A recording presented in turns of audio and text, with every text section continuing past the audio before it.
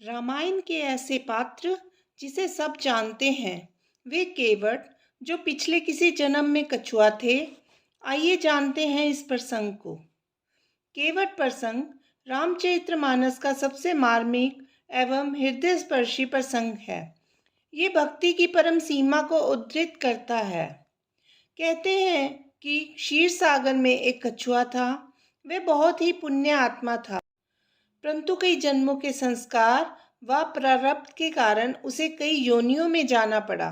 उनके पुण्य ही थे जिससे उन्हें प्रतिदिन क्षीर सागर में प्रभु विष्णु के दर्शन होते थे।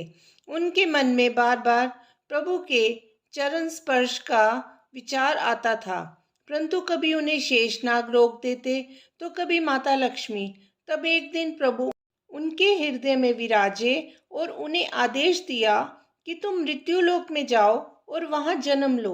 उन्हें ज्ञात था कि प्रभु श्री राम जब धरती पर अवतार लेंगे तब नियति के अनुसार वे नौका द्वारा ही गंगा जी को पार करेंगे। तो उन्होंने तपस्या की और केवट के रूप में जन्म लिया। एक दिन घुराज निषाद के साथ शिकार पर गए। घुराज पर सिंह ने प्रहार किया और केवट ने उन्हें उस सिंह से बचाया। तब घुराज ने प्रसन्न होकर उन्हें वर मांगने के लिए कहा।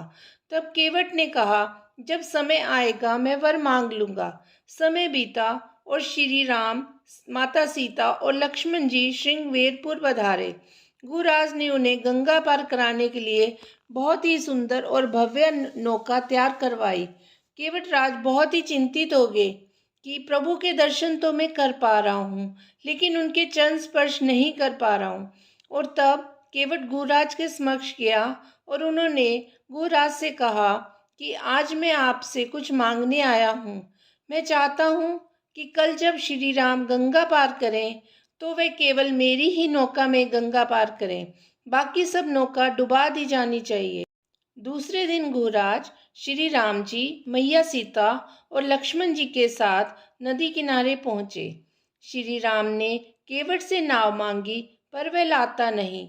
वे कहने लगा, मैंने तुम्हारा मर्म जान लिया।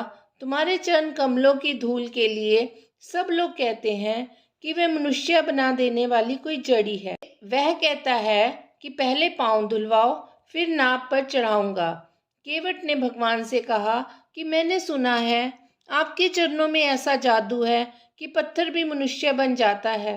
मेरी नाव तो लकड़ी की है और उसी से मेरा घर चलता है, अतः मैं पहले आपके पांव पखार कर ये देखूंगा कि कुछ होगा तो नहीं, फिर ही आपको गंगा पार कराऊंगा। प्रभु श्री राम केवट के पूर्व जन्म को स्मरण करते हैं कि केवट जो पहले क्षीर सागर में एक कछुआ था जो नारायण के चरण स्पर्श करना चाहता था, परंतु लक्ष्मी जी और शेषनाग ने उसे चरण स्पर्श नहीं करने दिया।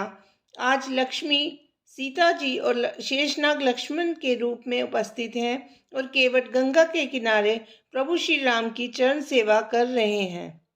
केवट ने उतराई लिए बिना प्रभु श्री राम को गंगा पार पहुंचाया, परंतु बदले में स्वयं को, अपने परिजनों को और अपने पितरों के साथ साथ आने वाली अपनी पीढ़ियों को भी भव सागर पार करवा दिया। केवट के ये कहने पर कि प्रभु तुम्हारी और हमारी जाति एक ही है, बस अंतर इतना है कि मैं लोगों को गंगा पार करवाता हूँ और आप जीव आत्माओं को भव सागर पार कराते हो। मैं गंगा सागर का केवट हूँ और आप संसार सागर के केवट हो। प्रभु ने ऐसा ही किया।